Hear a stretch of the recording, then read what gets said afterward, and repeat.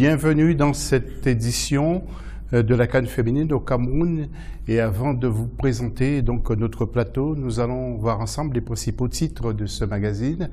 Donc nous reviendrons sur la demi-finale de cette CAN entre le Cameroun et le Ghana. Première demi-finale, et nous verrons aussi également la deuxième demi-finale, bien entendu. Et puis nous parlerons de l'ambiance et l'état d'esprit autour de cette CAN. Viviane Bauken, notre baroudeuse, a enquêté pour nous. Nous allons revenir au cours de cette émission. Et puis nos invités, il s'agit d'un ancien Lion indomptable, double champion d'Afrique en 2000 et 2002, team manager de l'équipe nationale de U17, Monsieur Lucien Metomo. Lucien, bonsoir. Bonsoir, José. Et puis également Christian Chapnier, journaliste sportif et de culture également. Il est chef du service des sports du Messager. Le Messager, c'est un quotidien hebdo mensuel. C'est un quotidien. Un quotidien. Et puis bien sûr Gaël Onana qui est toujours avec nous. Gaël, que nous retrouvons juste après ceci.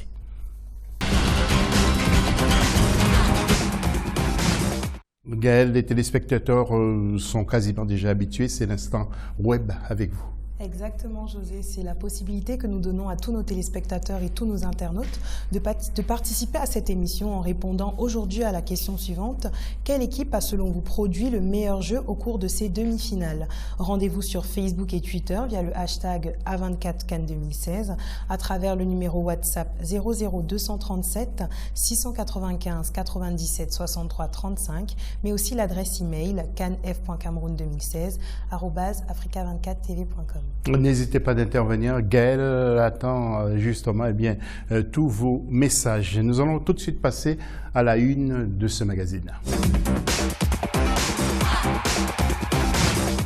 Et avant que les commentaires et les analyses, le Cameroun s'est qualifié ce 29 novembre grâce à une victoire 1-0 face à l'équipe du Ghana. L'affiche de la finale de ce 3 décembre, samedi précisément, sera Cameroun-Nigeria. Elle aura lieu au stade omnisport de Yaoundé, que vous connaissez déjà, à partir de 14h30 GMT, soit 15h30 ici au Cameroun. Retour sur cette victoire du Cameroun avec l'une de nos envoyées spéciales, parce qu'il n'y a que des femmes qui vont à Yaoundé. Eh bien, il s'agit de Gaël Onana. Commentaires et résumés.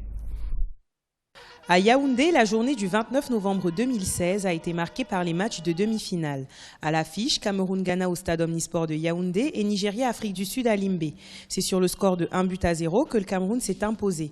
Un but signé Raïssa Feudio à la 71e minute. Au sein de l'équipe, on reconnaît que le match n'a pas été facile. Vraiment, je suis heureuse de cette qualification en finale, puisqu'on a beaucoup bataillé pour avoir cela. Ce n'était pas vraiment un match facile.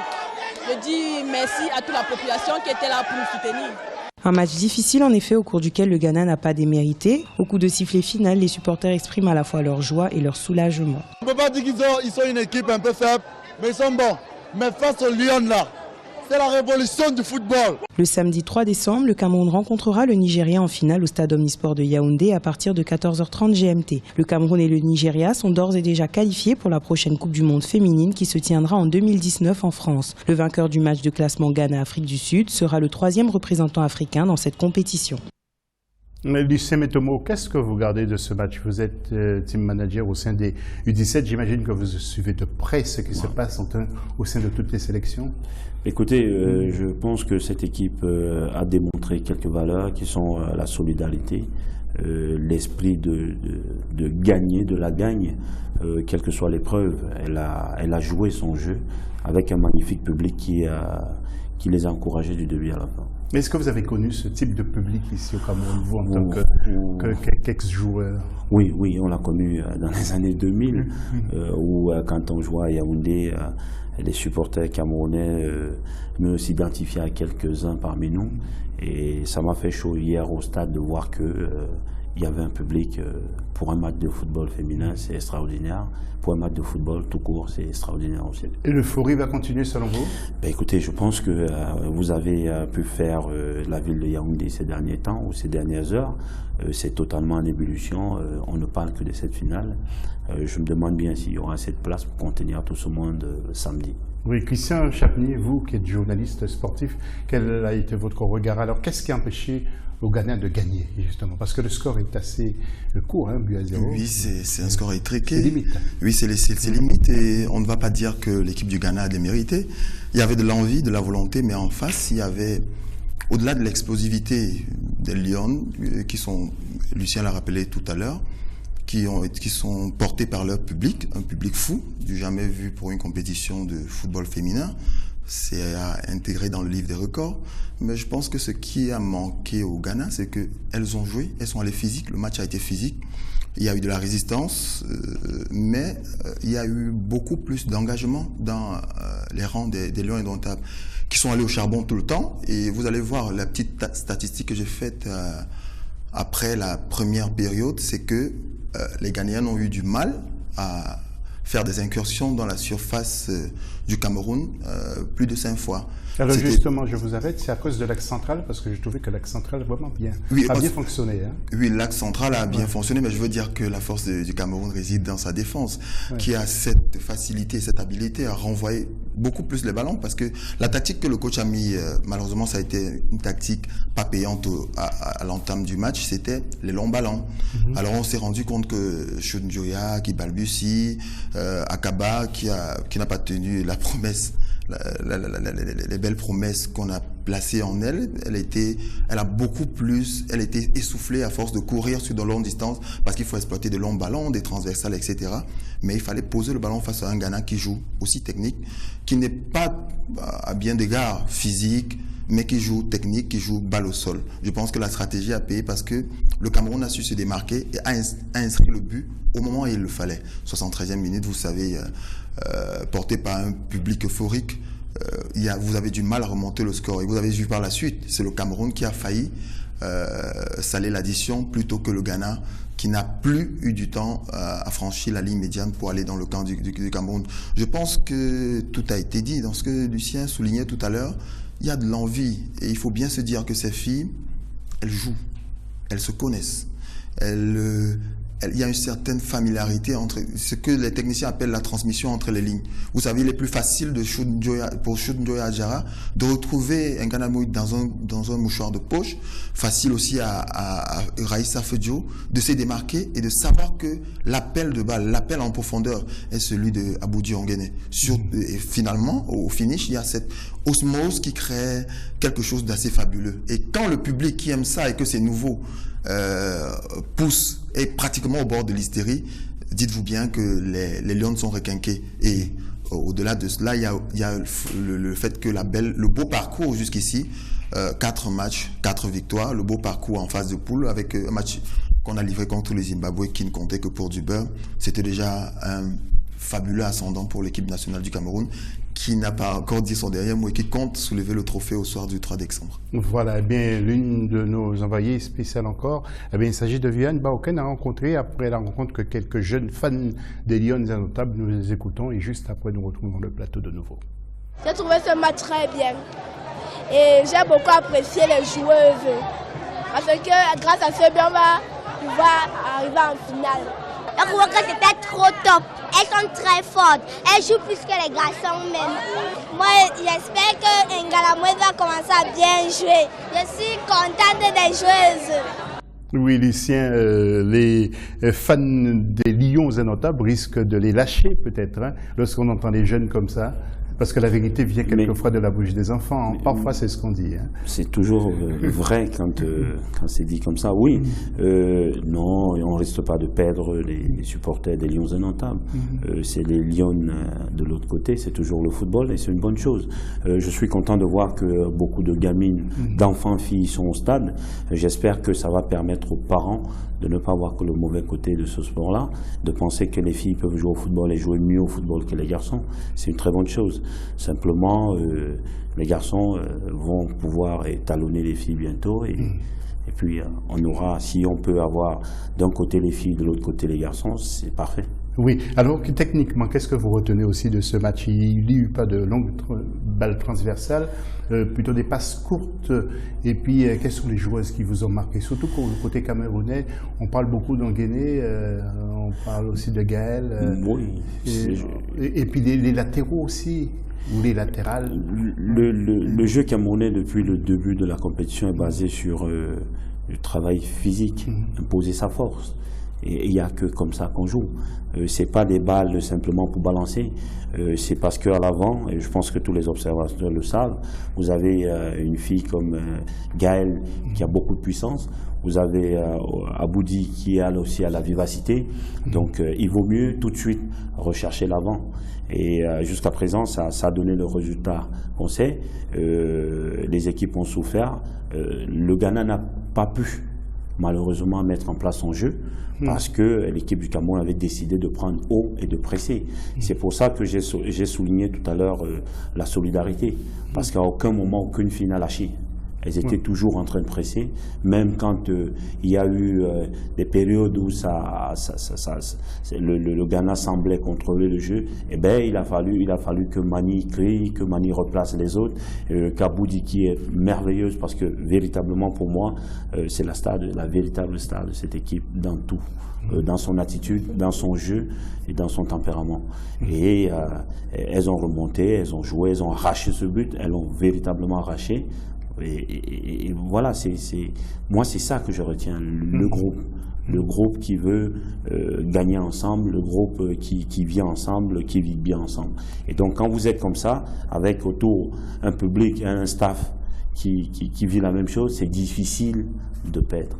C'est pour ça que je pense que cette équipe-là a tout pour pouvoir samedi gagner. On arrivera là quand il faudra parler du match proprement dit contre le Nigeria. Oui, tout à fait. Christian Chapmy, on a l'impression aussi qu'effectivement les Lions étaient sur tous les ballons, étaient sur toutes les joueuses ghanéennes.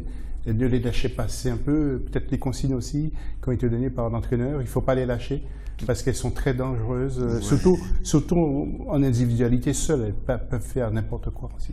Oui, tout à fait, parce qu'il y avait aussi, n'oublions pas, l'enjeu de la rencontre, c'était une place.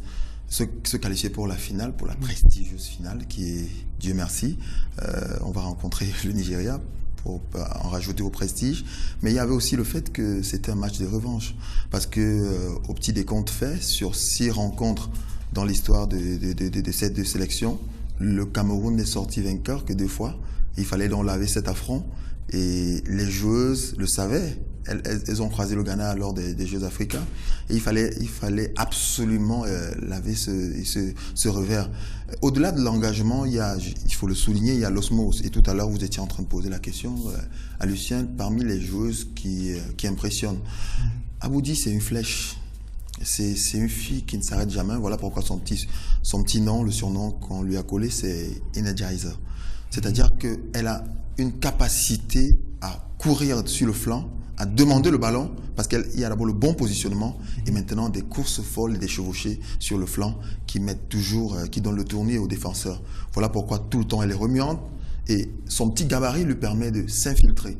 Voilà pourquoi elle est capable de jouer sur de longs espaces, ou alors de s'infiltrer dans la surface pour jouer. Il va falloir, on aura peut-être besoin de cette aptitude, même de cette polyvalence-là, mais il y a beaucoup plus d'engagement. Les Lions, face aux Ghanéennes, se disaient, on a rendez-vous avec l'histoire, il faut absolument qu'on brise le signe indien, on ne doit pas être battu tout le temps, on va pas baisser la crinière à chaque fois qu'on rencontre le Ghana, on joue devant notre public, alors il faut mettre le turbo. Voilà pourquoi on démarre beaucoup. Et Lucien le soulevait encore tout à l'heure, il y a le côté physique. On a une bonne équipe qui est physique, on a Gaëlle qui est puissante, c'est vrai que sa blessure l'a quelque peu amoindrie, alors ça provoque le fait que quand on attend qu'elle décoche un missile, c'est un tir écrasé, elle ne frappe pas, on a peur on a comme impression qu'elle a peur d'aller au charbon. Mais on a l'impression aussi qu'elle s'implique un peu plus au niveau de la surface de réparation, oui, elle a provoqué un peu plus ses défenseuses, mais est-ce que je voulais aussi vous demander, vous avec Lucien, est-ce que cette génération ne va pas disparaître? On sent que la Ghanéenne, elle se renouvelle en permanence, mais est-ce que vous n'avez pas peur en tant que journaliste et vous en tant que technicien, Lucien, que cette génération disparaisse plus tard? Est-ce qu'il y a la relève? L'analyse froide qu'il faudra faire, et c'est pas Lucien qui me démentirait, c'est que la crainte que nous avons, c'est de savourer l'euphorie de cette CAN féminine qu'on organise à la maison, mais qu'aux prochaines éditions, on ne soit plus à même de découvrir ces filles qui sont en train de jouer leur va-tout. C'est-à-dire qu'en termes de relève, il faudrait bien qu'il y ait de la pépinière. Mais on s'en inquiète un peu. Le mondial jordanien pour les U17, les moins de 17 ans, nous a fait dire, et on a constaté au grand regret, qu'en termes de relève, ce sera aussi difficile parce que, ne mâchons pas les mots, en termes de relève, vu l'âge, le poids de l'âge, il y a un gap. Le Ghana, c'est la moyenne d'âge, c'est 23 ans, c'est-à-dire qu'elles peuvent encore jouer 3 à 4 éditions pour celles qui sont plus puissantes. La force du Cameroun, c'est-à-dire l'engagement à couper le souffle et cette détermination tout risque, c'est pas l'âge. Parce que l'âge, il y a des joueuses qui, après cette CAN, vont raccrocher les crampons, vont dire bon bye bye. Oui, c'est ça. Il faut se le dire. Mais la crainte, je le disais tantôt, c'est de savoir que est-ce qu'il y a quelqu'un qui va succéder à une vétérane un peu comme Madeleine Gonomani, à quelqu'un comme Christine Manier, la capitaine, ou encore à bien d'autres qui sont carrément en train de jouer leur... On y revient tout à l'heure parce que nous allons parler du Nigeria qui est sans doute votre bête noire. Pour l'instant, nous allons voir le tableau. Nous reviendrons aussi avec Lucien. Nous allons voir le tableau et précisément donc pour vous permettre de voir et de vous confirmer donc que ce vendredi il y aura le match de classement précisément donc entre l'équipe de l'Afrique du Sud et l'équipe du Ghana. Et ensuite, vous verrez le samedi, donc cette belle finale entre le Cameroun et le Nigeria. Vous avez demandé l'instant web, mais voilà l'instant web après ce jingle.